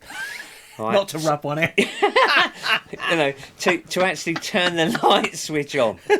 But do you think that a lot of it is? I don't know why I come out with that one. I just Well, thought that's it was all right, funny because from I that think- thing. I think there's that was funny from that thing that we were talking about Yeah. yesterday. Yeah. All they're sitting there watching No, the. from Ismo, when we watched Ismo, Oh, and yeah. he said about it. Oh yeah, an Well, it's urge funny. to masturbate. An urge to masturbate. But I think this is one of the things why, and a lot of people are saying it, especially people that have done the job like my brother's done, is this is all part of this way of weakening people down, because they know if it all goes off, you imagine in 20 years' time, everybody is going to be so used to everything being done for themselves, done for them. If that goes off, they're not going to be able to cope, are they? They're not going to know. There is a film, Yeah. and it is a cartoon, but it is a film that really, to me, said it all. When you saw the people floating around, they weren't floating. Oh, I know the film. In a big spaceship. Yeah. And they were big. I've got a little character over there that you got me. They were big Fat. big Pixar film, innit? Yeah, Yeah. it's Pixar, Yeah, Pixar. Dodgy Disney. Yeah. But they give you an indication. Pixar Disney films. The film's good just because it's run by corrupt people. Everything's run by corrupt people, so Well, you we just know have that, to don't we? yeah, you just have to look at it. But these people haven't walked for years, have they? No, they're in these little pods. They're all like Big like fat things, aren't they? Yeah, like huge. They got no bone structure. No. You know, Everything's done for them. Everything's been done for them. And you look at that and you go, oh, Pixar, blah, blah, blah, blah, blah, blah, blah. What other film is like that? What other film originally was made where there is a lifestyle of people where there's no books, they don't work, they don't cook for themselves, everything is provided for them. And that's The Time Machine. Yeah. Yeah. Yeah, And when they're outside the pyramid. Yeah. That lot, the Eloi. Yeah. The Eloi, yeah. Right. And it's a similar Yeah. type of thing. And then you go, well, where else did they go? Well, what happened to the world and how did things happen? You look at Demolition Man, great film. Yeah, well, I mean, that says it all, doesn't it? You know the shit that I've got to live underneath. The ground. There's no touchy sex. No. Everything's done through have a peachy helmet. day. The 3 seashells. Yeah. They listen to the old style 50s adverts and they think they're great. Yeah. So, only one restaurant left in the world. Yeah, Taco Bell. Taco Hell. Taco Hell. But that film really has some enlightening things, with Dennis Leary in the underground and old Sylvester goes down there and he has a beer and a rat burger. You go, rat burger. You imagine all these people that, like I said, that are so picky about what they eat, and all of a sudden everything dries up, and you'd be quite happy to eat a rat by then, wouldn't you? Yeah. Do you know what I mean? But but anyway, we said we do watch a lot of movies, and Neil often sends me things and goes, hey, look at this, and there is a lot in that, a lot more information than I think people realise. Because it is like a cosmic wink, little dangles in front of you. Like me finding that military helmet the other day. Yeah. Helmet. But going back to, you made a little list of notes, which you've got here. Well, I mean, with everything, the way things are going, and the enforcement of certain views. Now, I think, and it's not something that we've discussed in great length, but I think the time of the heterosexual male and female, what you call normal, the normal male or female, and you just have to say, well, what is normal? Well, normal is what you believe normal is. Everybody's normal is completely different. Is on its way out. Because there is this push, and there has been this push for many years within all organisations to enforce information. Now, you said about television and programs, and it says it. What is it? It's a TV program. It's program. Yeah. Why is it called a program? Why is it called programming? Because you're training people's minds to get used to things. Yeah, to accept things. Which is why they changed it to seasons and series. Yeah. It is. Right? To Good take, point, mate. in Good my point. mind, yeah, it's a good point. It's to take it away from programming. I'm watching the idealism in someone's the head. idealism. Yeah. Right? I've now watched 15 programs in regards to this. Blah, blah, blah, blah, blah, blah, blah. I'm watching a season or a series in regards to these type of things. Yeah. So a series says that it is events that are ever changing, that are going through a time change or a story change, when a season is one season of this, one season of that, and next season they're going to do the next Cobra Kai. I've been watching the Cobra Kai. Shit acting, brilliant, because I loved it from the original, from the original Karate Kid films and all that. But it's a season. Yeah. Call them episodes instead of whatever the word is. I can't remember what they changed it to. So everything we see on television, and I watch more British television, well, you don't watch any television, No. is put on there for a programming function. Yeah. Aldi is so much cheaper than Lidl's. Lidl's is so much cheaper than Tesco's. Tesco's is, if you shop at Tesco's, you're going to save 100. The so-and-so family, I can't remember what it was, because we can only find Irish ITV at the moment, so I'm getting all the Irish adverts, which is really funny. Right. They are funny as well. Because my Southeast ITV channel vanished into the ethos of the moving satellite. Oh, yeah. So we get the Irish channels with all the Irish insurance and the Irish car things and everything. But they show whatever the family is, save £214 a month through shopping at Lidl's compared to shopping at these listed supermarkets. Yeah. And then I said, well, They never used to be able to get away with that. I said, no, I haven't fucking been to France in the last couple of weeks, where they've just put the rice from 52 cents up to 77 cents. Yeah. But it's programming. It's somebody saying, well, if Lidl's is that cheap, I'm going to go and look there. So day one, they get 2 people going. Day 2 of the adverts, they get 3 people going. They get more clientele going there. But it's programming. Yeah. The same as if I said to you, you have problems with your feet, don't you? Yeah. You have problems with the insole, the instep of your feet and all that. Yeah. I actually don't have problems with No, my I feet, know. but he's But using if I it as said an to example. you, I love Skechers because I had problems with the instep of my feet through right. wearing boots since I was 16. Yeah. You know, buy these Skechers with these lovely insole bits and that. Why didn't I go and buy Skechers? Because you saw on TV. Because I saw the advert and I saw what people, and I read all the reviews, and all the reviews came from people obviously that have been involved in the design of them, or have purchased them and said these are a great buy. Slightly different to what is being put on adverts. Yes. Now, I'm not a male chauvinist pig, or I like to think I'm not a male chauvinist pig, but I am sick to death of adverts about females and the types of articles. And I'm glad I'm not female, because I'd probably not know what to choose. Yeah. I'd have to go and ask somebody or watch an advert. But, you know, there is no problem with advertising sanitary towels. No. There's no problem. No. People need to know about it. Yeah. Most people of that age that are going through that are already aware of it, or have had a family member or another female tell them information about it. Yeah. Why do you need to see the blood going into the sanitary towel? Yeah. Even if it is a computer generated. Yeah. Why do I need to see a 60-year-old lady going into a gym, right, and picking up fake weights? Yeah. Doing some squats with the fake weights over her shoulders. I'm actually doing the movement now, aren't I? Yeah, I can hear the chair. You can hear the chair squeaking. Yeah. And says, I don't have a problem with bladder leak. Oh yeah. Because I have a secret weapon in my pants. Yeah. In my pants. Yeah. In my pants. Now, if I went in there as a big buxom bloke and said, buxom, not buxom. yeah, buxom. That means big you'd have big beefy tits. bloke. Yeah. Buxom. Yeah. A big builded, muscly bloke. Buxom guy. you know. Yeah. And said, I don't have a problem squatting 250 kilograms a day because I have a secret tool in my pants. Yeah.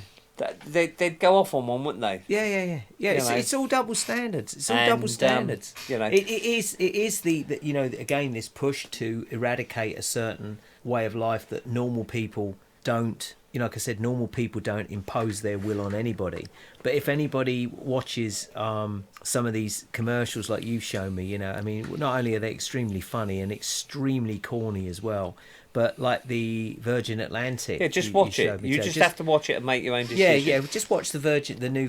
I don't know how long it's been out, but Virgin Atlantic commercial. Oh, this one's in the last year, and it's just been updated with the other couple of characters who are in there. Yeah. And if you go online and you look at it, it says Virgin Atlantic have recently updated their gender identification advert. Yeah. And for all you fucking morons that work for Virgin Atlantic, just remember one thing, and I will call you out on this, in the next few years when they close down 90% of the airports, which they're planning on doing, you can read about it as well, Fran pointed this out, you're all going to be fucking unemployed, so you can suck it up then, can't you? Because the people that want you to do these ridiculous things are basically going to shut you all down. So you need to be prepared for that. But it is a tacky, just stupid, because it really is all based to one side, isn't it? Because there's it's all based towards the LGBTIQ. But there's no normal family walking on the plane. Sexuality. But what about the little old age pensioner walking along? Yeah. Or the family. You know, the family. Girl and boy, mum and dad. Or, for once, the black person. Yeah. And we won't go down that line because there's not really. But to have somebody, you know, to have a Prince lookalike with a very bad glossy hairdo, glittery pink eyebrows, and lipstick on, mincing along the gangway of this plane. Why? Like that guy said on that thing that we watched today. Yeah. It's like, what did he say? He went on one of the old airlines more recently. He said he thought he was being given chicken food. Oh yeah. Chicken grain or whatever. Chicken grain. Yeah. As the in-flight meal. Yeah. You know, you can't. There's no room to move. You're now getting served by you know. And I know he was being quite openly spoken about it, but you don't need to publicise it. No. And it's on 5 or 6 times Yeah. in the time that Well, I watch it on TV. It's narcissism again at the end of the day. It's narcissistic because I know plenty of gay people, as do you. In Yep. fact, 2 of the guys that come down and stay with you from the police are a couple of fabulous fellas, right? But again, it's not anti that. It's just the fact, again, that you're ramming this shit down people's throats. And it all goes back to that thing we said before. I know we're like, maybe cross a few boundaries here, but like the Netflix series, or what they wanted to bring out, which was called, or the film was called Cuties, which is sexualizing young children, 6 to 8 year olds, 9-year-olds. I think one was 11, where they're in a twerking group, and they basically look like little 10-year-old boys. Nothing's grown yet, and they've got these little tiny shorts on, and they're all wiggling their asses and stuff like that. It's like any parent that thinks that is a normal function in a child's life, I'm afraid, is deeply disturbed. And I'll call every single one of you out, because again, when I did my interview with Mr. E, we talked about the drag queens doing the book readings, and all these, again, it was in the States, but all these parents all, woo, America rocks, and all this kind of stuff. And there's this disgusting guy, in his drag, and he's literally sitting there with his nutsack and everything hanging out, with these little kids sat in front of him. If you're into that kind of stuff, when you get into your late teens, early 20s, 40s, 50s, whatever, yeah, okay, but not in front of little children. You know what I mean? Neil used to track people down that used to do shit like that, but now it's becoming a norm. And it is this thing that was contrived in the 70s, probably before that, but really came to light in the 70s, of how they were going to do these various things. And I think, like you said, programming, TV programming, to make this all acceptable. Oh yeah, but this is the way it is, mate. You need to get with the times. And we know literally everybody that we know is like that, aren't they? Yeah. Like, oh, it's just because you're getting old, mate. And it's like, no, it ain't because we're getting old. It's because it is all morally wrong. And that's not targeting people either. That's not saying, because you live a certain lifestyle, that you are in the wrong. But as long as you do what I would never ever force anything on anybody else. If you want to go and do that, you do that, and you deal with the consequences that come along with it.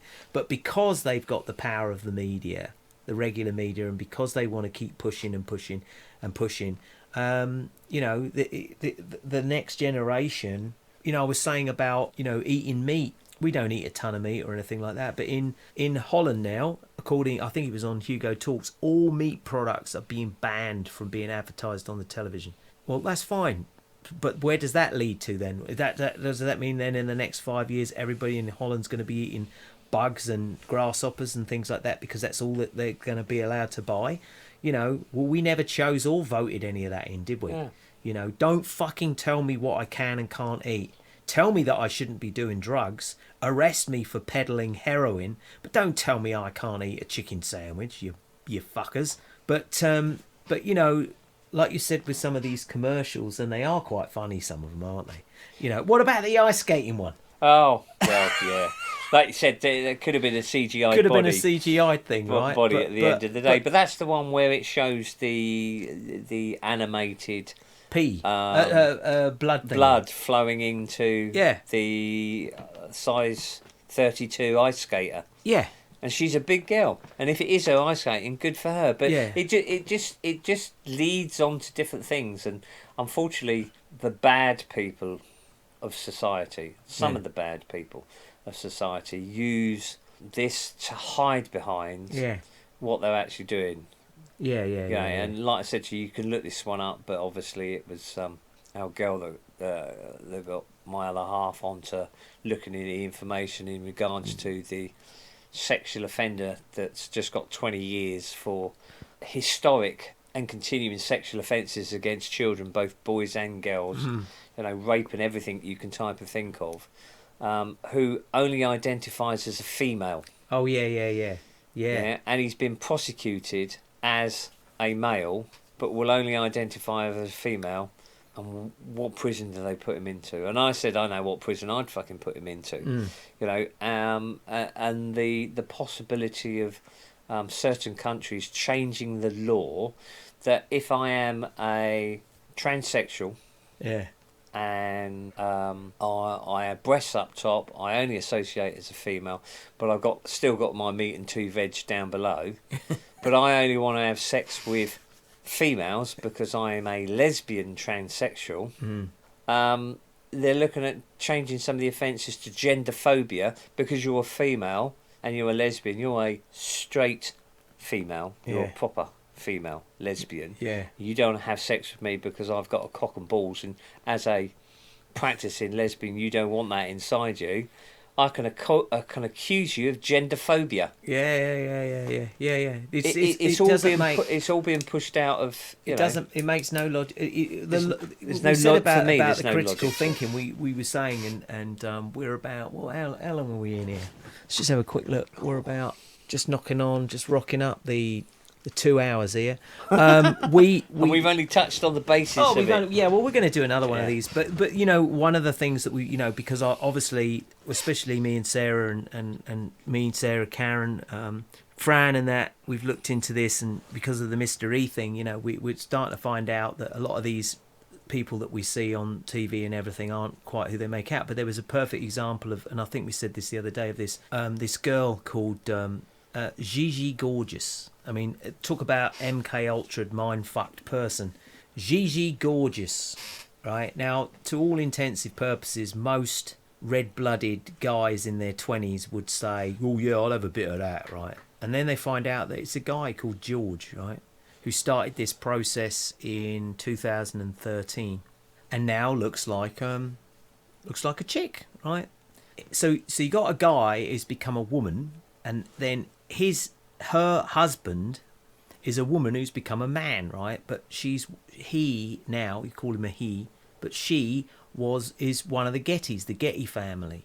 So it's just this complete swap and reversal, And when you start looking at the Getty family, they're super, super, super sketchy, right the way through, going right the way back through history. They've been doing this shit for decades. But somebody who does something like that when they're an adult or of adult age, and they have functionality of some kind, I'm not making excuses for them saying it's okay, because it isn't. It's immorally wrong. It's whatever way you want to look at it, you're fucking with nature, and it never goes well.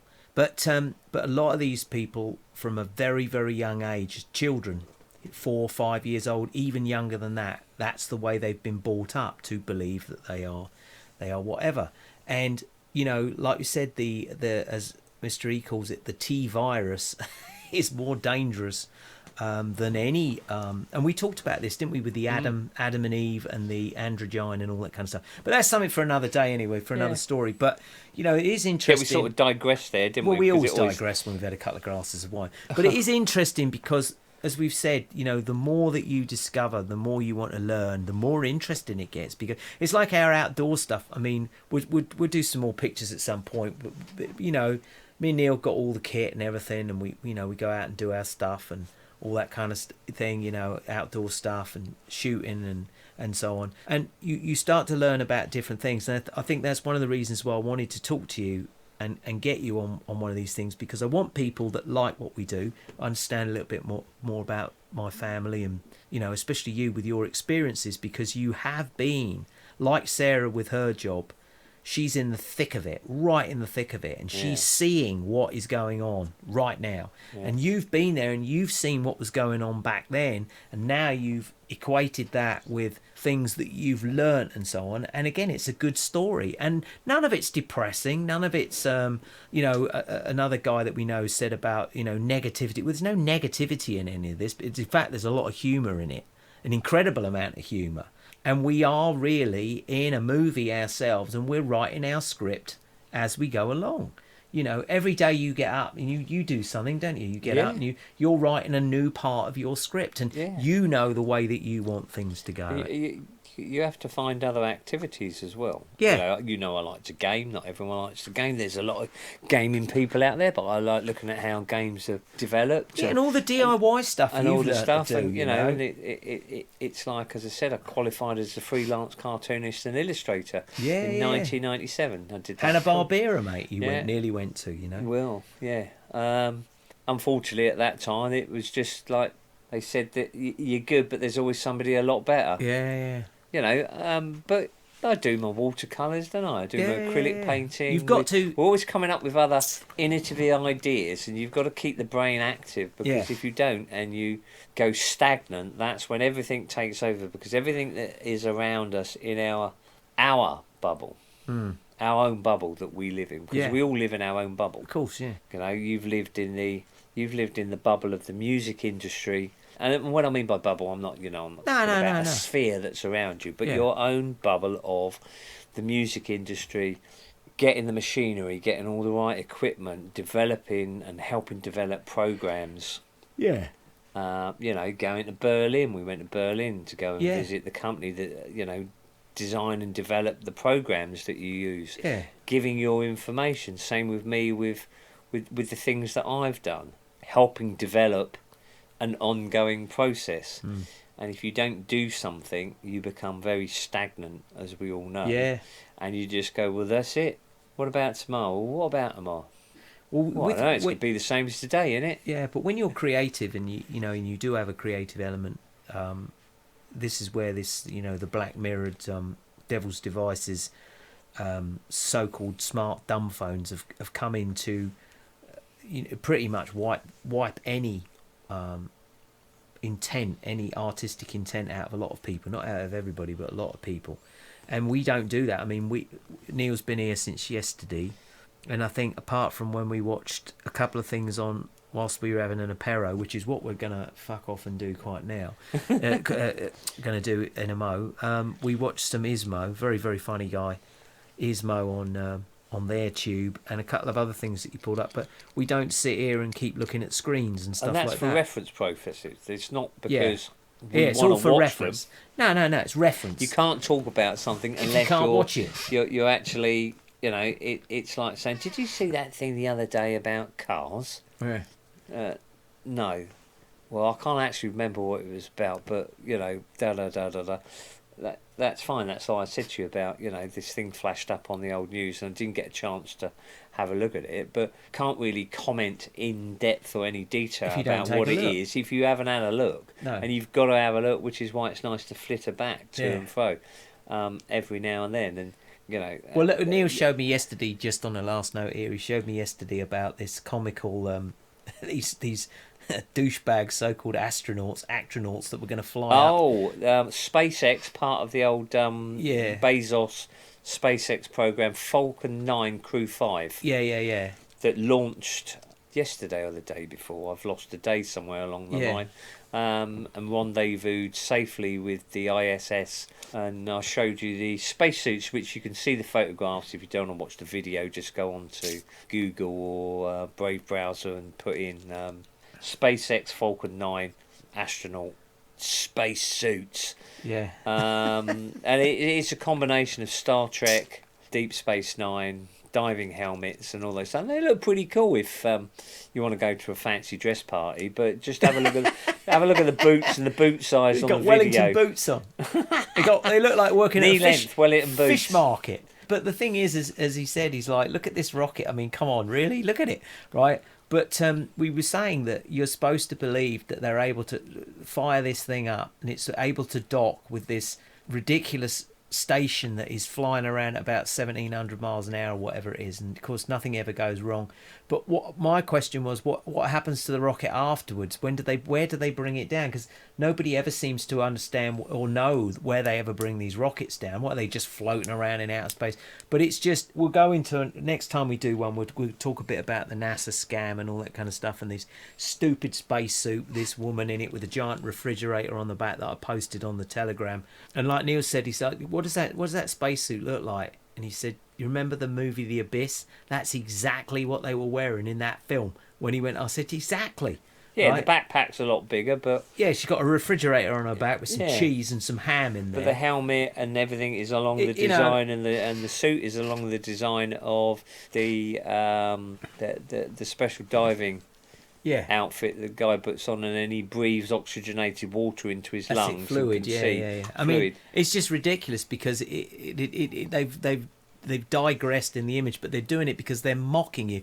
And the funny thing is that the Artemis, when you read up about Artemis, the Greek Artemis, and then you look at the fact that they've used a pyramid in it. And Neil was saying earlier on, of course they do. They use all those symbols and everything, right? Artemis, it's got the pyramid in the background and everything. It's just mocking. All they're doing is laughing at you, going, "Can you believe these stupid fucks believe this shit?" They're looking to see if people notice things, and like, you know, like we've said, and you know, my views aren't your views aren't mine. We have similar views on a lot of things. We have different views on other things, and that's but one right. thing we do know is that NASA's a load of bollocks. Oh well, yeah, but if you believe they put a man on the moon, as REM said, Yeah. you know, and it's just like, but you just have to look at certain things and go, well, hypothetically speaking, 98% of the human race will look at it,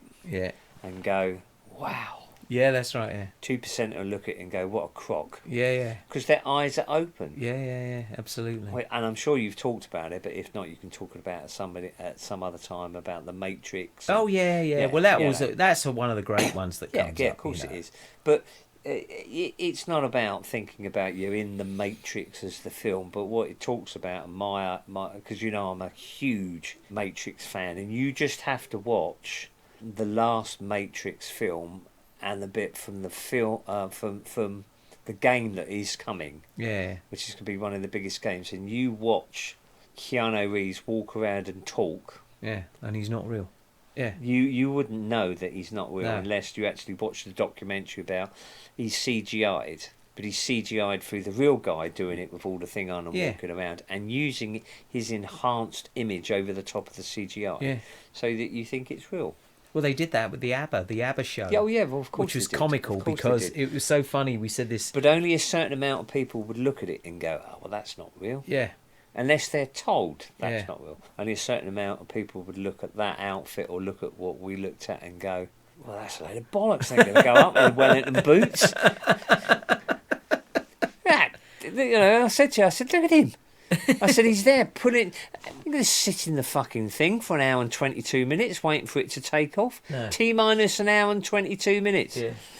And then you can see one of them taping his glove up. Yeah, it's hilarious. And it's all for that camera there. And whoever like I said, the chief astronaut is, the chief pilot who's there with his boots up, you know, flicking the buttons and all that, while the two guys outside with their headsets on and their polo shirts with NASA written on the back are pressing all these things and putting them all in. Making them look busy. They're all looking a bit busy. They're all looking too busy for me. Yeah.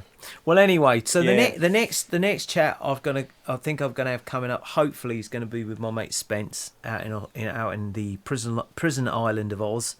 Bless him, but he's got some. Like I said, he won't mix and match his words. I can tell you. But anyway, I'd like to thank my old bro here, my younger brother, for sitting in.